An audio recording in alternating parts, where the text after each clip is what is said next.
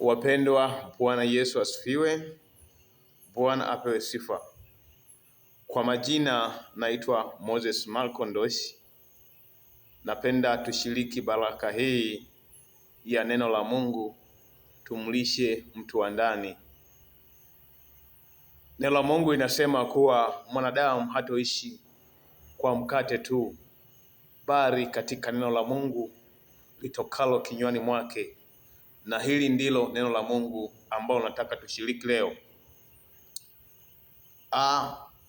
Nataka tujifunze kwa habari ya baraka za Mungu zinatokana na nini?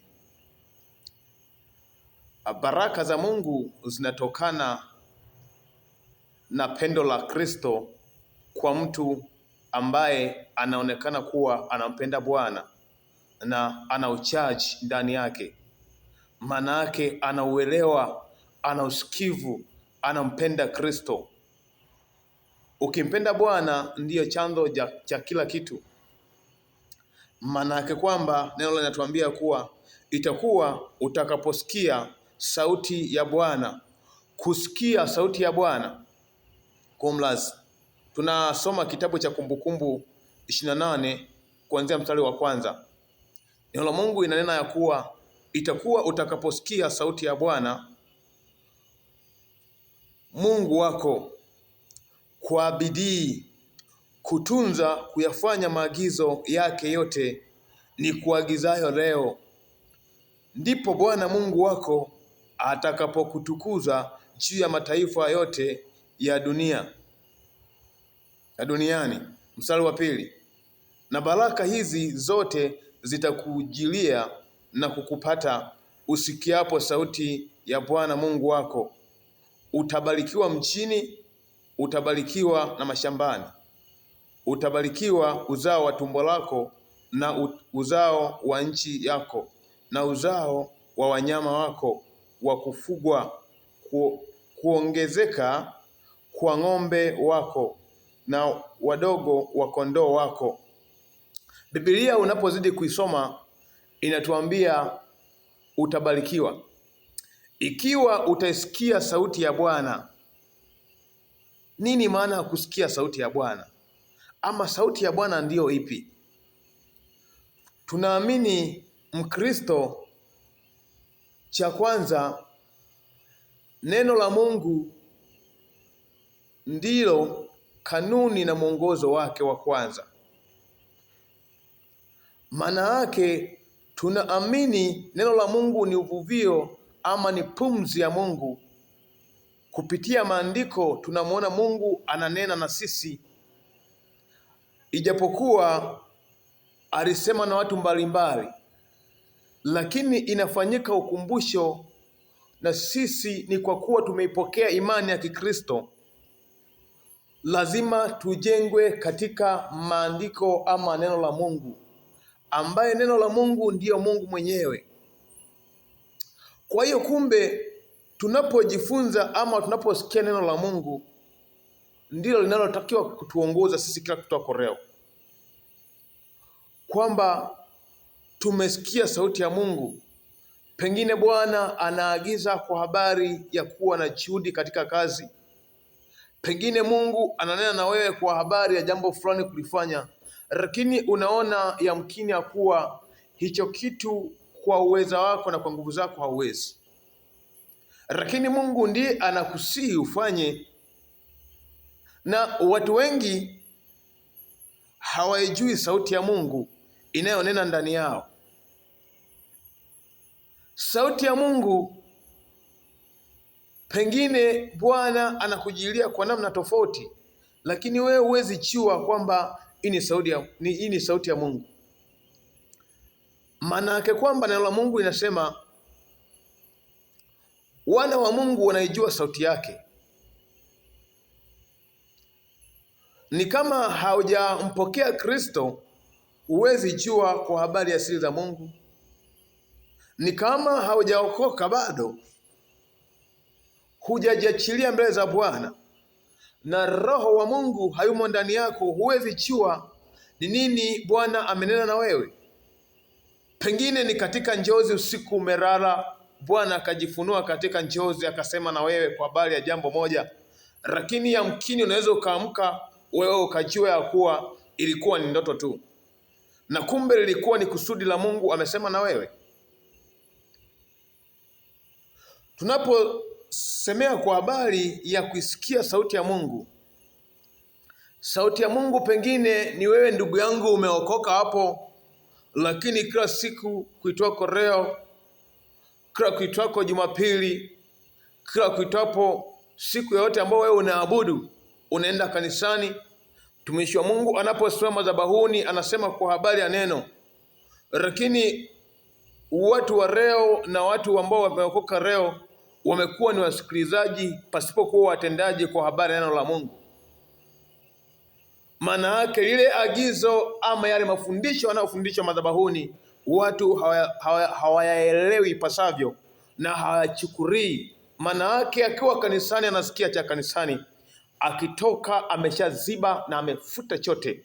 Hiyo ni hasara ndugu yangu, unapoteza muda. Ni heri ujue neno linapokuja kwa ajili ya kufundishwa jambo fulani, ni Mungu ananena na wewe, na hicho ndicho unatakiwa ukitunze. Kwa mfano, mtumishi wa Mungu anaweza akasimama akasema kwa habari ya dhambi, akahubiri kwa habari ya dhambi, lakini ukaona ni kama ni hali ya kawaida, ama pengine kwa muda huo unaweza ukaumia ukasema kuwa hakika Bwana naomba nikumbuke. Lakini maneno yale ama toba ile unapoiomba, unapotoka ndani ya malango yale tayari umeshasahau, unaanza upya. Niko hapa leo nataka nikwambie kuwa unapojigundua una udhaifu fulani ndani yako kwa habari ya kitu kinachozungumziwa madhabahuni, pengine hauna nguvu zaidi ya kukibeba ama kuishi nacho, nataka nikwambie leo maamuzi ni yako, ya kuwa wewe ndiye unayetakiwa kufanya juhudi kumhusia Mungu. Cha kwanza unatakiwa mwambie Mungu, mimi kwa hili siwezi, naona kabisa pengine naenda kanisani tu, lakini ndani yangu kabisa sioni msaada wowote katika hili, nikitoka yameshaisha. Mwambie Mungu, anajua udhaifu wako, atakusaidia. Ndipo Bwana atakaposimama pamoja na wewe. Lakini cha zaidi, mhitaji Roho Mtakatifu akuongoze kutoka leo. Neno la Mungu linasema ukiishi katika mwili utayafanya ya mwilini, na ukiishi katika roho utayatimiza ya rohoni. Ni yamkini ukatimiza ya rohoni kuliko kuyatimiza ya mwilini. Ni kwa maana mwili umepingana na roho. Tunahitaji kuyatimiza ya rohoni, na ndipo tunapohitaji kumwabudu Mungu katika roho na kweli, kumhitaji Mungu katika roho na kweli, ili atutimizie haya yote na kuyaishi mapenzi ya Mungu pamoja na neno la Mungu. Bila hivyo tutaenenda kama Wakristo hewa ama waokovu hewa. Tutasikia sana neno la Mungu, lakini hatutatunza kama neno la Mungu linavyosema kutunza, kuyafanya maagizo ya Mungu yaliyo mapenzi ya Mungu, hatutayafanya. Tutakuwa wasikilizaji na kutoka kanisani. Nataka nikwambie leo kwamba ukifanya maamuzi yako kumhusia Mungu na kumwambia Bwana, mimi udhaifu wangu ndio huu, Bwana nahitaji unisaidie, unaweza ukafanya maombi mbele za Mungu kutoka leo. Utaona mabadiliko ndani yako na Mungu atakubariki na kutukuza. Lakini pia napenda kukuongezea, ukisoma ile Ayubu 22 na ule mstari wa 21, neno la Mungu inasema ya kuwa, neno la Mungu inanena kwa habari ya kuwa na amani.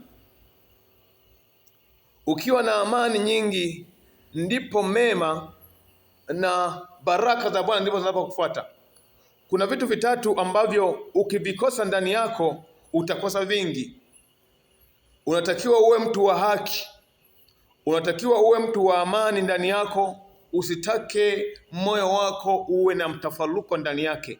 Utulivu wa imani yako unatakiwa uwepo, pasiwepo na makwaruzo, mawaa wala husuda wa aina yoyote. Lakini nikisema mtu wa haki, uwe mtendaji wa haki kila sehemu. Maana yake uhitaji haki, uhitaji amani ndani ya moyo wako. Lakini licha ya yale kuna uaminifu wa hali ya juu ndani ya haki. Ukitaka kutenda haki lazima uwe mwaminifu. Mungu akusaidie sana kwa haya yote. Usiku wa leo naomba tuombe kwa pamoja ili Bwana awe pamoja nawe.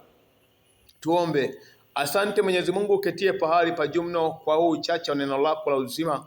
Tunaomba tusaidie kwa siku nyingine, hata tunapoenda kupumzika siku ya leo, tukauone mguso wako na uwezo wako ukitulinda na kutuponya na kwa kila hila. Niko mamlaka jina la Yesu Kristo Jehova, tukauone mkono wako ukinena nasi, tukapate kulitunza neno lako na kuliishi kwa kutako leo. Tusaidie, pengine tunawaza kibinadamu Jehova, tupiganie, tutetee. Kristo Yesu, mwachilie Roho yako Mtakatifu akatuongoze kwa upole na kwa hekima yake, ndani yake tukakujue zaidi, ili baraka Jehova zikatujilie katika maisha yetu. Najua mwanadamu wa leo kwa leo anatafuta baraka, lakini baraka zinapatikana kwako Mungu wa neema. Zipo kanuni siku nyingine tunajifunza kwa habari ya kuzipata baraka zako. Tunaomba haya machache Kristo Yesu ukazidi kuyahimidi na kuyafanya ndani yetu kupitia jina la mwanao Yesu Kristo tunaomba na kushukuru. Amen.